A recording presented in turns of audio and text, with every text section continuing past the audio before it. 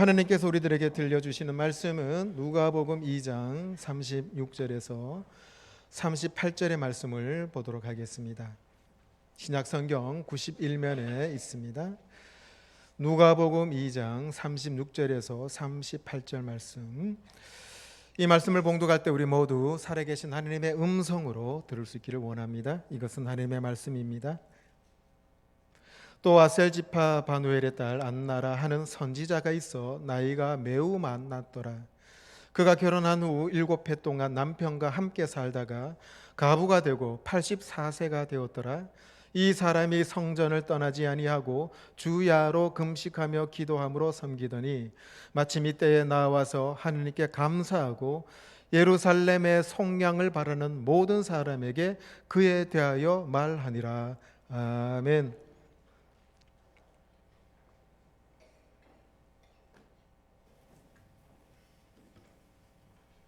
기도하시겠습니다. 아버지 하나님, 대림절 셋째 주일을 맞이하여 주님의 전에 저희들 모였습니다. 은혜 아니면 주님 앞에 설 수 없는 존재임을 저희들이 잘 압니다. 아버지 하나님, 은혜로 주님 앞에 이 시간에 서며 나아갑니다. 이곳에 오셔서 우리의 경배와 찬양을 흠양하여 주시고, 이제는 이 시간에 주님께서 친히 오셔서 말씀해 주시는, 말씀으로 강림하시는 주님 만나게 하여 주시옵소서. 저희들 지혜 없습니다. 우둔합니다. 아버지 하나님을 말씀을 깨달을 수 있는 지혜 주시고 성령 하느님께서 함께 하시는 귀한 시간 될 수 있도록 역사하여 주시옵소서. 예수님의 이름으로 기도합나이다. 아멘. 농부들이 봄이 되면은 하늘을 많이 쳐다보죠. 이제 모를 심을 때가 되면은 하늘에서 비가 좀 와야 되는데 비가 오지 않을 때가 있어요. 그럼 농부들은 하염없이 하늘만 쳐다보죠. 근데 농부들이 하늘만 쳐다볼까요? 그렇지 않습니다. 비가 하도 안 와서 논이 물기가 없어서 쩍쩍 갈라지고 마치 거북이 등처럼 그렇게 갈라지게 되죠. 그렇다고 해서 농부들은 그것을 그냥 놔두고 있지는 않습니다. 그 쩍쩍 갈라진 그 흙을 소를 몰고 와서 쟁기질을 해서 부들부들하게 갈아엎어야 됩니다. 한동안 하늘을 바라보다가 비가 오지 않을 때 농부들의 심정이 얼마나 애가 탈까요? 아마 농부들의 마음도 그 쩍쩍 갈라진 흙처럼 이리저리 갈라지게 될 것입니다. 그런데 어느 날 하늘에서 천둥 소리가 나고 비가 내립니다. 얼마나 농부가 반가웠을까요? 농부뿐만 아니라 온 식구들이 논에 달려가서 모를 심습니다. 흙이 말라져서 뭉쳐있던 것이 쟁기질을 해서 부들부들하게 되면, 비를 맞게 되면 진흙으로 바뀌게 되죠. 그래서 모를 심는 것이 아니고 그냥 모를 갖다가 꽂습니다. 아주 쉽게 잘 꼽히죠. 우리 조상들이 이 세상에서 제일 좋은 냄새가 뭔가? 석 달 가뭄 끝에 떨어지는 빗방울이 흙먼지를 먹을 때, 적실 때, 그때 나는 냄새라고 했어요. 그보다 더 좋은 냄새가 어디 있을까요? 그렇게 가뭄 날을 오랫동안 지나면서 빗줄기를 맞으면서 농부들이 기쁘게 모를 심습니다. 그런데요, 비가 오기 전까지 땅이 갈라져 있던 그 쩍쩍 거북이 등처럼 갈라진 그 땅을 소를 몰고 와서 그 말라 비틀어진 땅을 갑니다. 먼지가 많이 나겠죠. 그것을 순수 우리나라 말로 더운가리라고 그러더군요. 더운가리.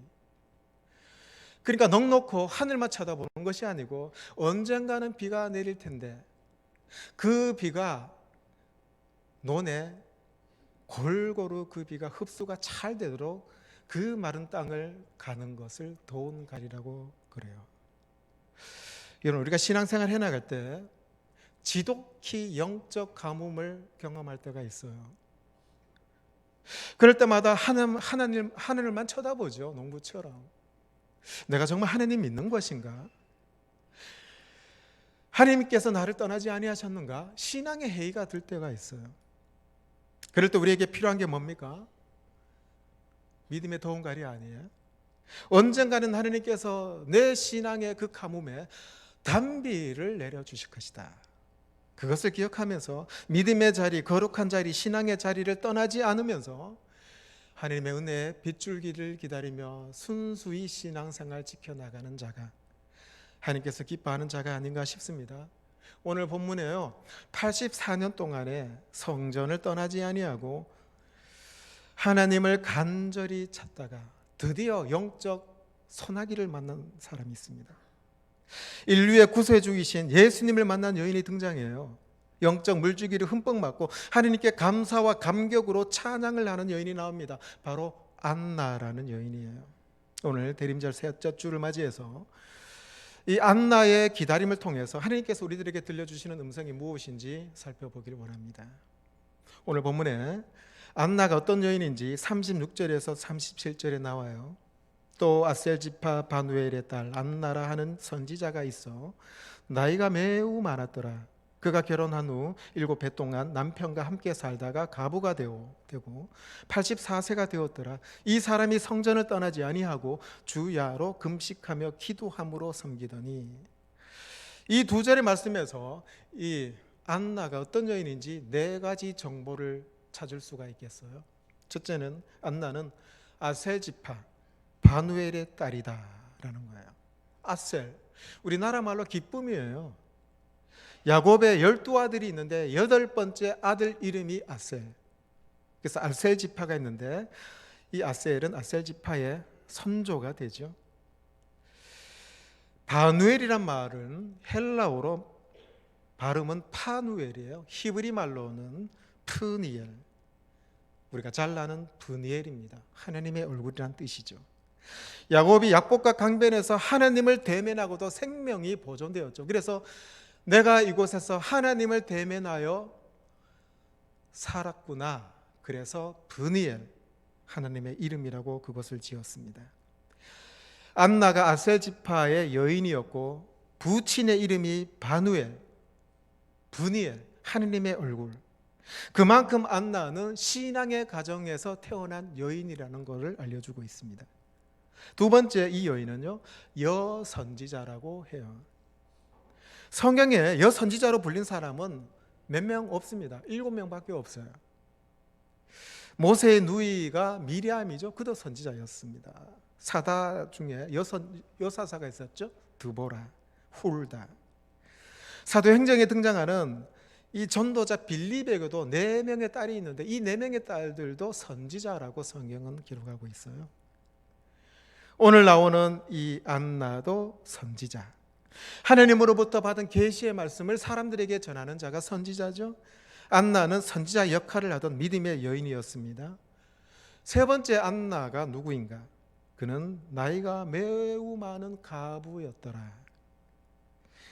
결혼한 후에 7년 동안 남편과 함께 살다가 가부가 되었는데 84년 동안 가부로 혼자 지낸 여인이라고 말하고 있어요. 성경학자들은 당시에 유대사회에서는 조혼 풍습이 있대요. 결혼을 14세 전후로 하는 유대 풍습이 있습니다. 결혼한 지 7년 만에 남편을 사별하여서 가부가 되어 84년을 살았다는 거예요.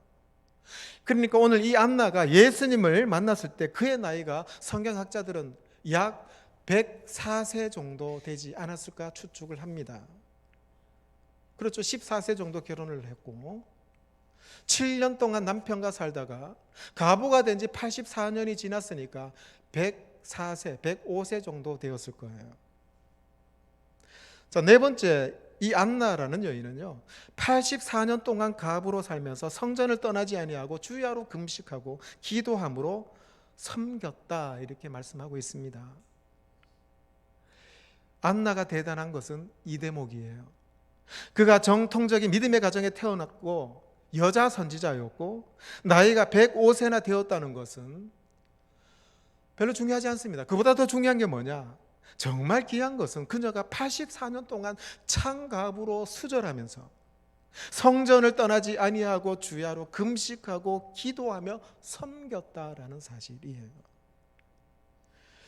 그녀가 성전을 떠나지 아니하였다 표현은 그녀가 성전 안에서 숙식을 했다는 얘기가 아니라 평생을 성전 중심으로 생활했다는 것을 얘기합니다. 성전 중심의 신앙생활은 결국 성전에서 진행되는 모든 예배와 기도회 참석하면서 하나님 중심, 말씀 중심, 예배 중심의 생활을 해왔다는 것을 알 수가 있어요. 오늘로 이야기하면은 105세 된 가부가 주일 예배는 물론이거니와 찬양 예배, 주중 예배, 수요 기도회, 새벽 기도회 모든 예배를 빠짐없이 나와서 기도했던 여인인 것을 얘기합니다. 그녀가 신앙생활을 그렇게 했는데, 금식과 기도 생활을 했는데, 그 당시에 이스라엘 경건한 유대인들은 일주일에 이틀을 금식하며 기도해요. 월요일과 목요일. 그리고 기도는 하루에 3번 합니다. 오전 9시 그리고 정오 12시, 오후 3시에 기도합니다. 그러니까 이 한나라는 여인은 나이가 105세가 되었어도 가부로서 성전 중심에서 생활을 하는데 일주일에 2번 금식하고 하루에 시간을 정해놓고 기도를 하는 여인이었어요. 여러분, 가부가 된 지 84년 지났습니다. 나이가 105세. 얼마나 외롭고 힘든 삶을 보냈을까요? 서유석이라는 가수 아시죠? 이 사람이 부른 노래가 있어요. 너는 늙어봤냐? 나는 젊어봤다. 노래 있습니다. 가사가 이렇더군요. 너는 늙어봤냐? 나는 젊어봤단다. 이제부터 이 순간부터 나는 새 출발이다. 30년을 일하다가 직장에서 튕겨나와 길거리로 내몰렸다. 사람들은 나를 보고 백수라 부르지. 월요일엔 등산 가고 화요일엔 기원 가고 수요일엔 당구장에서 주말엔 결혼식장 밤에는 상갓집. 너 늙어봤냐? 나는 젊어봤단다. 이제부터 이 순간부터 나는 새 출발이다. 우리 어르신들이 이 노래 들으면 힘나시죠? 요즘이야 어르신들이 할 일도 많으시고 갈 곳도 많으시죠. 2000년 전에는 어땠을까요? 나이 105세, 그것도 가부가 경제적으로 굉장히 힘든 시절을 보냈을 거예요. 그래서 성경에는요, 구제 대상을 2부류로 뽑습니다. 하나는 고아들이고 하나는 가부들이에요.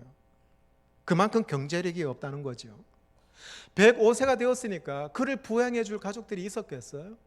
부모들은 당연히 떠나가셨을 거고 형제들도 다 그녀 곁을 떠났을 겁니다. 얼마나 살기 힘들었을까요? 그런데 성경은 그녀의 삶이 고달프거나 외롭거나 힘들었다는 모습은 기록되어 있지 않습니다. 오히려 모든 사람에게 존경받았던 창가부, 성전 중심의 신앙생활을 했던 여인으로 등장합니다. 우리나라도 그렇지만 초대교회 안에서도 남편을 잃은 후에 재혼하지 않고 평생 가부로 지낸 그런 자를 존경의 대상으로 삼습니다. 사도 바울은 창가부를 존경하라고 하면서 신앙 안에서 참된 가부가 누구인지 이렇게 정의를 내려요. 창가부로서 외로운 자는 하느님께 소망을 두어 주야로 항상 간구와 기도를 하거니와. 이 사도 바울은 주님 안에서 가부가 된 자가 누구냐? 오직 하느님께만 소망을 두고 주야로 항상 기도와 간구를 하는 사람을 바로 기독교 안에서 창가부가 누구인가를 얘기해 줍니다. 안나가 바로 그런 여인이었죠.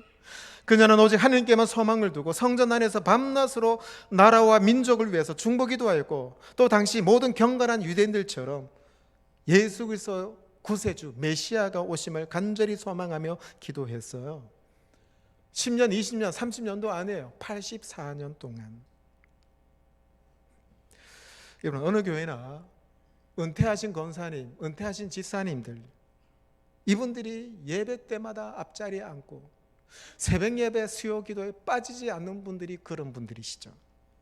백발의 권사님들, 집사님들이 이런 새벽에도 제일 앞에 앉으셔서 기도하시죠. 흰머리를 숙이시면서 나라와 교회와 그리고 교육자를 위해서 눈물로 기도하십니다. 우리 교회도 마찬가지예요. 은퇴하신 권사님들이, 집사님들이 항상 꿋꿋하게 신앙을 지키며 기도하십니다. 교육자들이 쉬는 월요일에도 오전에 오후에 꼭 중보기도실에 오셔서 기도하셔요. 여러분, 이렇게 기도하시는 은퇴 권사님들, 연세 있으신 집사님들 때문에 교회가 여기까지 온 거 우리가 인정을 해야 돼요.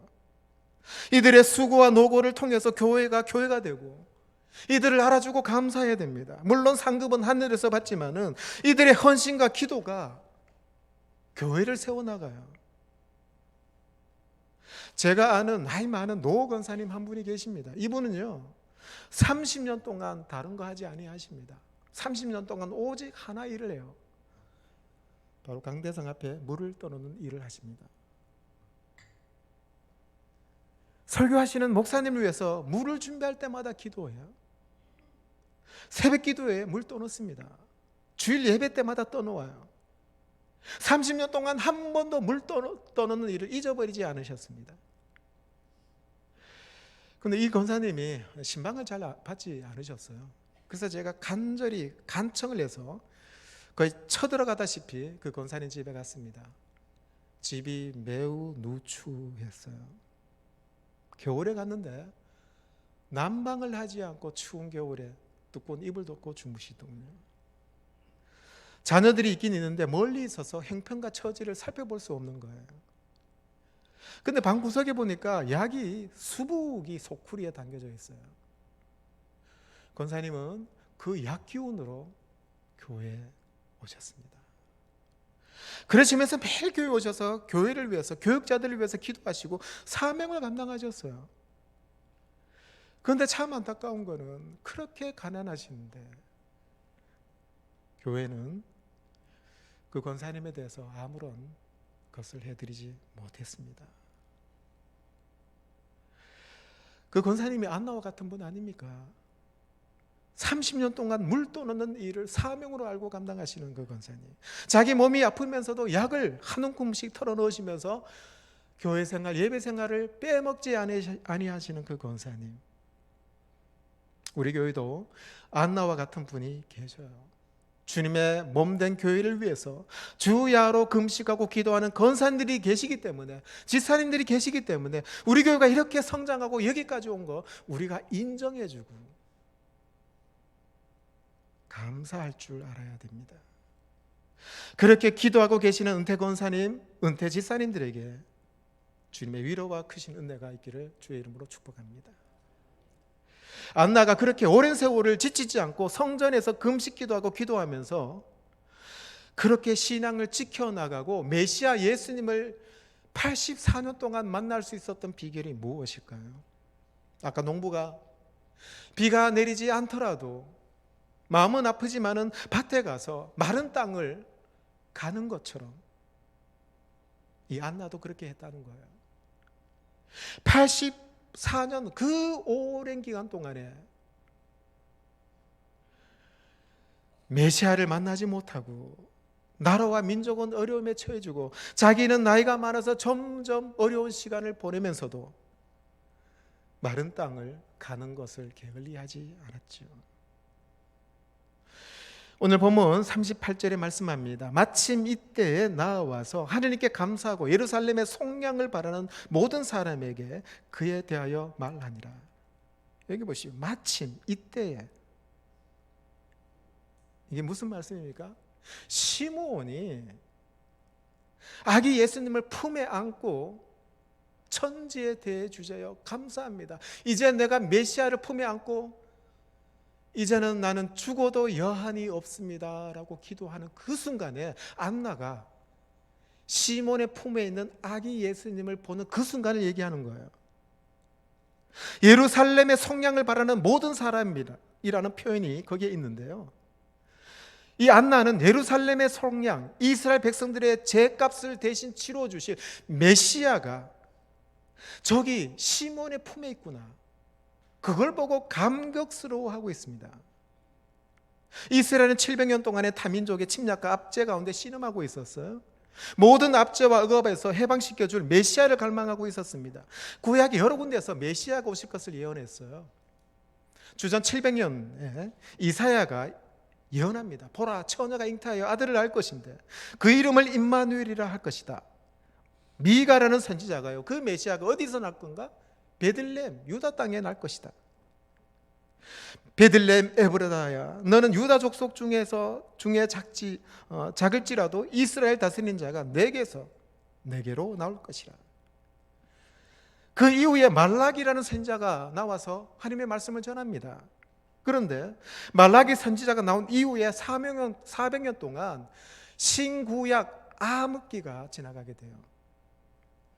400년 동안에 하나님의 선지자가 한 명도 나타나지 않아요. 이스라엘의 흑역사입니다. 많은 사람이 절망 가운데 빠졌어요. 로마 제국의 나라가 망해서 로마 학정 아래 있고 하나님의 음성도 사라져 버렸습니다. 그런 암흑의 상황에서 이스라엘 백성들은 메시아를 간절히 기다렸어요. 그런데 대부분의 사람들은 메시아가 정치적인 메시아로 알고 있었죠. 그들을 죄에서 구원하여 영생으로 인도하실 참된 메시아를 기다리는 사람이 많지 않았습니다. 그런데 그들 가운데서 예루살렘의 속량, 즉 이스라엘 백성들의 죄와 사망의 권세에서 해방시켜줄 참된 메시아를 기다리는 소수의 경건한 유대인들이 있었다는 거예요. 시몬이 그랬고, 안나도 그랬고, 예수님께서 십자가에 달려 돌아가신 후에 예수님의 시신을 요구했던 아리마대 요셉도 마찬가지였습니다. 아리마대 요셉을 성경은 이렇게 말해요. 이 사람은 존경받는 공회원이요, 하나님의 나라를 기다리는 자. 오늘 본문의 여선지자 이 안나가요, 바로 소수의 경건한 사람 중에 한 명이었습니다. 이스라엘의 많은 사람들이 예수 그리스도께서 메시아로 오실 것인데, 정치적인 메시아로 오실 것이라고 기다렸는데, 그런데 극소수의 경건한 유대인들은 그런 메시아가 아니라 우리 이스라엘, 우리 민족의 죄와 사망 권세를 해서 구원해 주실, 속량해 주실, 구속해 주실 메시아가 오실 것이다. 소수의 사람이 기다렸는데 그 중에 한 명이 안나였어요. 안나는 선지자를 통해서 예언된 그 약속의 말씀을 끝까지 믿었고, 그 믿음으로 날마다 성전에서 금식하고 기도했습니다. 이스라엘을 속량해 주실 그 메시아. 속량이란 말이 뭐냐면은 다시 돈을 지불하고 되찾다라는 말입니다. 속량이란 어떤 것을 되사거나 다시 구매하는 것을 말하죠. 예를 들어서 여러분, 전당포에서 뭔가 물건을 맡기고 돈을 빌리잖아요. 그런데 이제 문제가 해결되어서 이제 전당포에 돈을 갖다 주고 맡긴 물건을 되찾습니다. 이게 속량입니다. 성경에서 속량이란 단어는 노예 신분을 풀어줄 때 사용되는 단어예요. 노예는 누군가가 속량해주고 값을 치러줄 때 그 노예가 자유인이 되죠. 속량이란 단어의 어원적인 뜻은 바로 그겁니다. 노예를 사서 노예 시장에서 벗어나게 하다라는 말이죠. 성경에서 속량이란 단어는 모든 사람이 죄와 사망의 노예가 되어 있는 그들을 예수님께서 우리를 사시기 위해서, 대사시기 위해서 노예를 파는 시장인 이 세상에 들어오셔서 마침내 자신의 십자가 피를 값을 치르시고 우리를 죄와 사망의 노예에서 우리를 해방시켜 주시는, 그 속량해 주시는 메시아, 그분이 지금 오셨다는 거예요. 이 놀라운 복음을 베드로는 이렇게 표현합니다. 너희가 알거니와 너희 조상이 물려준 헛된 행실에서 대속함을 받은 것은 은이나 금같이 없어질 것으로 된 것이 아니요 오직 흠 없고 점 없는 어린 양 같은 그리스도의 보배로운 피로 된 것이라. 바울도 이렇게 말해요. 우리는 그리스도 안에서 그의 은혜의 풍성함을 따라 그의 피로 말미암아 속량 곧 제사함을 받았느니라. 우리의 속량의 값은 바로 예수 그리스도의 십자가의 그 보배로운 피 흘림을 통해서 우리가 속량이 된 거예요. 안나가 시몬의 품에 있는 아기 예수님을 보는 순간에 그분이 앞으로 온 인류의 죄를 대속해 주실, 속량하실 분임을 알아보았습니다. 그녀는 시몬이 아기 예수님을 안고 있을 때 시몬이 이렇게 얘기하잖아요. 내 눈이 주의 구원을 보았사오니 이는 만민 앞에 예비한 것이요 이방인을 비추는 빛이요 주의 백성 이스라엘의 영광이니라. 이 시몬이 아기 예수님을 안고 감격하며 노래할 때 바로 그때 시몬의 품에 안겨 있는 그분이 메시아임을 알고 이 안나가 감격에 겨워서 찬양하며 바로 그 순간에 안나는 믿음을 지키며 거룩한 자리, 신앙의 자리를 떠나지 아니하고 날마다 금식과 기도로 믿음의 메시아를 기다리고, 그리고 그 반가운 은혜의 빗줄기를 보는 순간이 바로 이 순간입니다. 여러분들은 우리를 죄와 사망에서 구원하려고 이 땅에 오신 예수님을 진정으로 믿고 의지하십니까? 그래서 성령의 은혜를 여러분 감격하고 찬양하고 계십니까?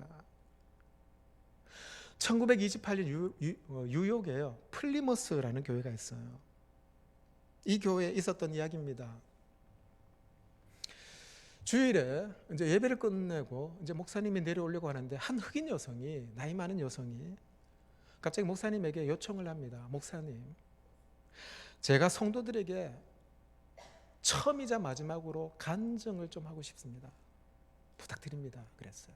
그랬더니 하도 간절하게 요청하길래 그럼 한번 하시죠. 그랬어요. 이 흑인 여성이 앞에 나와서 간증을 이렇게 합니다.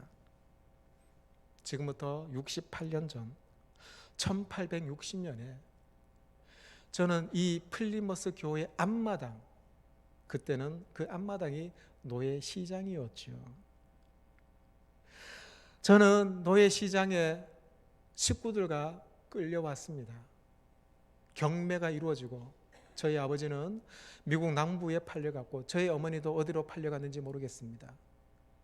드디어 제가 경매에 넘어졌는데 저는 800불에 경매가 되어서 팔려갈 때가 되었습니다. 근데 플리머스 교회에서 목사님이 나오더니 저에게 800불을 지불하고 저를 속량해 주었습니다. 그리고는 그 목사님이 너는 이제 자유인이니까 주님 믿는 믿음 안에서 행복하게 사십시오. 그랬던데 이 흑인 여성이 그 플리머스 교회에 잊을 수가 없는 거예요. 그래서 그때부터 플리머스 교회 다니면서 이 여인은 68년 동안이나 그 교회를 섬기게 되었고 백발이 무성하게 되었다는 거예요. 68년이 지났으니까 목사님도 바뀌었겠죠. 근데 그 목사님도 그 사실을 까마득히 모르고 있었던 거예요. 그렇게 간증을 하니까 수많은 사람들이 은혜를 받고 같이 눈물을 흘리며 하나님 앞에 감사했습니다. 한 흑인 소녀를 위해 800불이 속량 금액이 된 거죠. 그리고 그녀는 그 후 주님 앞에 가는 순간까지 안나처럼 주님의 몸된 교회를 섬겼고 자신을 속량해 주신 하나님의 은혜를 찬양하며 인생을 살았어요.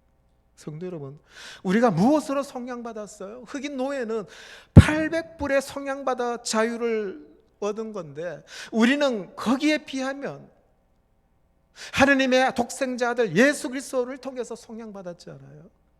금이나 은같이 없어질 것이 아니라 800불이 아니라 예수 그리스도의 보배로운 피로 속량받았어요. 그러면 우리는 그 속량의 은혜를 깨닫고 그리고 그 은혜를 감사하며 그 은혜에 보답하며 살아가야 되지 않겠습니까? 무려 84년을 믿음의 자리에 지켰던 이 안나는 마침내 구세주 예수 그리스도 메시아, 어두운 세상을 밝힐 빛 되시는 주님을 한눈에 알아보고 그래서 하나님 앞에 감사 찬양합니다. 곧바로 얘기합니다. 38절에 얘기하죠. 예루살렘의 속량을 바라는 모든 사람에게 그에 대하여 말하였다. 이게 뭡니까? 이 여인은 예수님께 그들이 그토록 기다렸던 자기 백성의 죄를 속량해 주실 메시아를 보고 그냥 그 자리에 앉아 있을 수가 없어서 성전에 나가서 자기처럼 이스라엘의 죄를, 자기들의 죄를 대신 속량해 줄 메시아를 전하지 않고는 배길 수가 없어서 나가서 자기처럼 경건한 유대인들에게 내가 메시아를 만났다, 메시아가 이 땅에 탄생했다, 달려나가서 예수님을 증거하게 됩니다.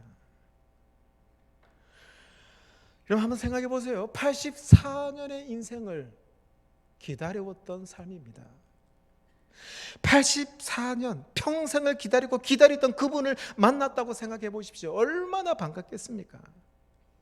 그 오랜 기간 동안에 참고 인내하며 지내왔는데 바로 그가 기다리던 메시아, 이스라엘의 속량을 해주실 그 메시아가 직접 성전 안에서 그 시몬이 안고 있는 그 예수님을 보고 얼마나 감격했겠어요? 그냥 있을 수 없죠. 그래서 나가서 자신처럼 경건한 유대인들에게 내가 이스라엘을 속량할 자, 우리의 죄를 속량할 메시아를 내가 만났다라고 복음을 증거하며 나갑니다. 이건 우리가 진실로 우리 모든 죄에서 속량하러 오신 예수님을 만나셔야 돼요. 이 대림절이 말입니다. 그리고 구원과 영생의 삶을 소유하셔야 됩니다. 어찌 침묵할 수 있겠어요? 어떻게 기독교인으로서 우리를 영원한 지옥의 형벌에서 우리를 구속하시고 속량해 주신 예수님을 내가 믿고 있는데 침묵할 수 있겠느냐 말입니다. 그래서 부흥전도자 그 유명한 D.L. 무디가 이렇게 말해요. 우리가 기독교인이라는 증거가 무엇인가? 나는 주님을 전도하지 않는 사람들을 나는 기독교인이라고 볼 수 없다 얘기합니다. 어떻게 주님의 기쁜 소식을 전하지 않는 사람들이 기독교인이 될 수 있단 말인가? 우리를 죄에서 속량하시고 마귀 사탄의 권세에서 해방시켜 주시는 예수님 메시아를 만난 자가 어떻게 입 다물고 가만히 있을 수 있겠느냐? 나는 그런 사람을 기독교인이라고 생각이 안 든다는 거예요. 여러분, 하느님께서 우리들 가운데 안나와 같은 종들을 찾고 계십니다. 우리가 그토록 기다리던 구세주 메시아가 오셨어요. 그분이 내 삶을 새롭게 하셨고 그분이 나에게 영생을 주시고자 마귀 사탄의 노예에서 십자가 보혈의 피를 통해서 우리를 속량시켜 주셨어요. 오늘도 우리 주변에 여전히 구세주 예수 그리스도를 전혀 모르는 사람들이 너무나도 많이 있습니다. 우리 주님의 다시 오심을 기다리는 이 복된 절기에 영생이 아니라 이 땅의 쾌락과 만족을 추구하며 멸망의 불로 향하는 사람이 참 많습니다. 성탄절이 뭔지, 예수님께서 왜 이 땅에 육신의 몸으로 오셨는지 모른 채 그저 연말이 되면 들떠서 선물을 준비하고 가족들을 만납니다. 근데 세상 사람들은요, 성탄절을 맞이해서 마음은 들떠있지만 그들의 마음은 다 공허함에 빠져 있어요. 그들에게는 지위도 있고 건세도 있고 재물도 있고 지식도 있습니다. 명예도 있지만 사실 그들의 마음속에는 참된 만족과 평안과 안식이 없습니다. 왜요? 진정한 평안과 안식은 이 땅에 예수 그리스도께서 성육신하신 이유가 뭔지를 아는 사람에게 주어집니다. 우리 사회에 외로운 사람, 상심한 사람들, 좌절하는 사람, 방황하는 사람 너무나도 많이 있어요. 그들은 이 세상에 계속해서 더 나은 무엇인가를 갈망하며 만족함이 없어서 탄식하는 사람이 많습니다. 세상의 물질이나 육신의 쾌락이 그들에게 만족을 줄 줄 알고 그것을 열심히 부지런히 쫓죠. 근데 거기에 만족이 있습니까? 세상 사람들은 탄식합니다. 세상의 물질이나 육신의 쾌락은 사람에게 참 만족 주지 못해요. 짐승은 본능으로 살고 본능이 채워지면 만족하지만은 사람은 그렇지 않습니다. 사람은 물질로만 만족할 수 없는 존재죠.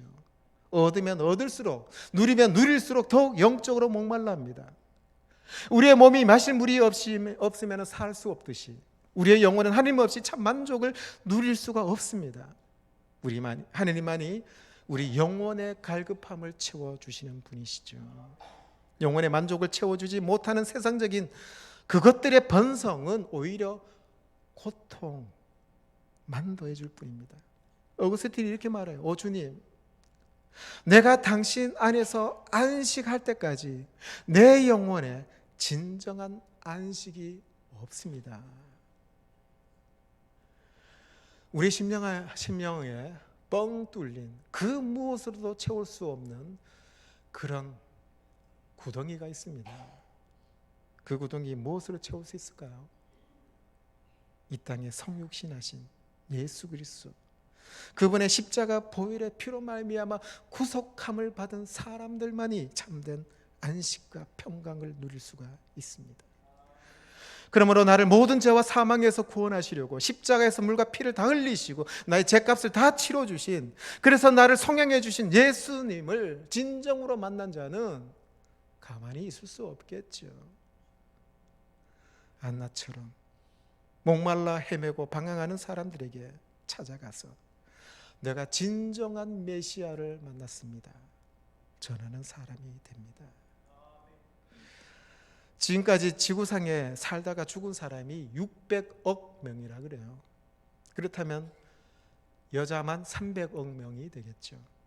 그 많은 여자 가운데 안나는 예수님을 성전에서 최초로 만난 여인이었고 처음으로 성탄절을 보내는데 아기 예수님을 직접 목격한 주인공이 되었습니다. 당시 제사장들과 서기관들, 바리새인들은 누구보다도 메시아를 기다렸던 사람이었어요. 그들은 메시아가 누구고 언제 올지 율법서와 예언서를 옆구리에 끼고 늘 연구했던 사람들이죠. 메시아가 오시면 우리가 먼저 맞으리라고 큰 소리 쳤던 사람들인데 정작 그들은 메시아를 몰라봤어요. 메시아가 임해서 눈앞에 기적을 행하고 병자들을 고쳐주시고 죽은 자를 살리시고 천국 말씀을 전하는데 그들은 메시아가 아니라고 생각했습니다. 그런데 누가 메시아임을 알아봤어요? 양치던 목자들, 이스라엘 백성이 아니라 멀리서 온 동방박사들, 시므온과 안나라는 이 노파들이 알아본 거예요. 안나는 평생 성전 안에서 금식과 기도를 통해서 언제 구세주 메시아를 만날까? 84년 동안 그렇게 기다렸는데 84년 동안 신앙을 유지하고 기도하고 말씀 생활을 이어갈 수 있었던 비결이 뭡니까? 신앙의 가뭄 그때에도 언젠가는 아름다운 복된 빗줄기가 내릴 것이다 하면서 농부가 소를 끌고 나가서 굳어져 버린 흙을 쟁기로 가는 것처럼 안나는 언젠가는 은총의 빗줄기가 올 거다라고 하면서 영적인 땅을 깊이 깊이 갈았어요. 그랬더니 드디어 예수 그리스도를 보고 이스라엘을 성령해 주실 메시아를 만남으로 나아가서 복음을 증거했습니다. 대림절 셋째 주를 보내면서 우리 마음속에 안나처럼 나를 죄에서 구원해 주실 메시아를 만났음을 고백하고 기쁨으로 안나처럼 나를 죄에서 구원해 주십시오. 내가 이 세상 것에 의해서 노예로 사는데 나를 좀 해방시켜 주십시오. 보이지 않고 들리지 않는 영적인 아우성 소리를 듣고 그들에게 복음을 증거하시는 대림절 셋째 주가 되기를 주의 이름으로 축복합니다. 기도하시겠습니다. 아버지 하나님,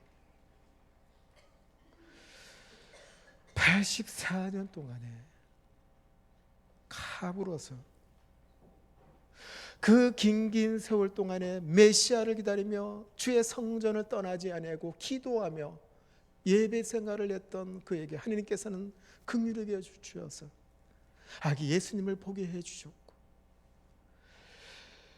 이스라엘 백성들과 안나의 죄를 속량해 줄 구원자 메시아를 만남으로 크게 감동하여 경건한 유대인들에게 메시아를 증거하며 살았던 것처럼 아버지 이번 한 주간에 죄의 종살이할 수밖에 없었던 나를 사랑하셔서 예수 그리스도께서 십자가 보혈의 피를 흘리셔서 속량해 주신 주님을 감사하고 찬양하며 살게 하시고 대림절 셋째 주에 모든 인류의 죄를 구속하실 메시아를 증거하는 셋째 주를 보내는 저희들 되게 하여 주시옵소서. 예수님의 이름으로 기도합나이다. 아멘.